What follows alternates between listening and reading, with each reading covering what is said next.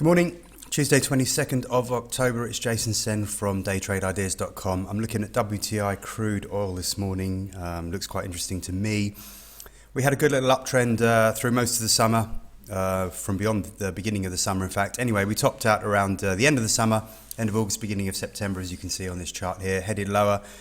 We broke the uptrend and then the down move accelerated as we broke through the 100-day moving average. Getting a bit oversold on the daily chart, we're getting a bit oversold on the weekly chart.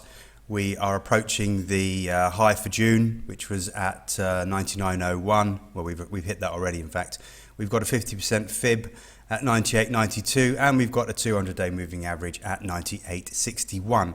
So, as we've written on our reports this morning, within that sort of 98.90, 98.60 area, it's quite a wide band, but it's good support, and I think we're going to bottom out around there. There's a good chance we will anyway, so could possibly be worth certainly cutting our shorts, taking profits on any shorts, and looking for some sort of stabilization around this area, possibly trying some longs.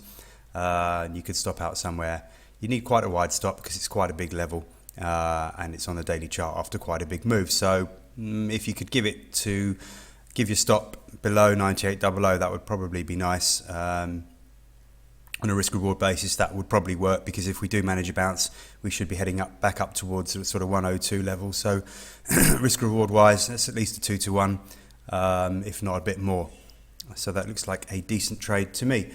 We'll just have a look at the shorter term chart while we're here. This is the 4 hour. I like to keep an eye on it. It doesn't tell you an awful lot other than that we are getting extremely oversold on the slow stochastics. You can see that here, and it won't take much for these to turn and cross positive. In fact, they're almost crossing now, as you can see. The blue line's getting close to a cross of the red line, so a small move up, and we'll be crossing and looking more positive in the short term, just to confirm. And the weekly stochastics haven't been this oversold since around the end of last year, around November last year, sort of at least a year ago. So all in all, I think a good potential for a bounce around this area.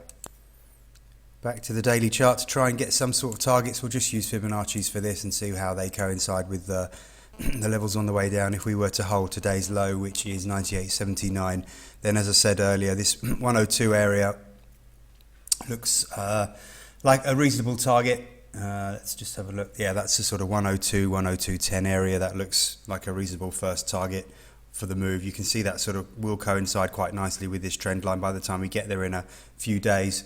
So yeah, we'll have to watch that. We've also got a moving average there. We've got the 21-day moving average, which is also going to be around that 102 area by the time we get there in a couple of days.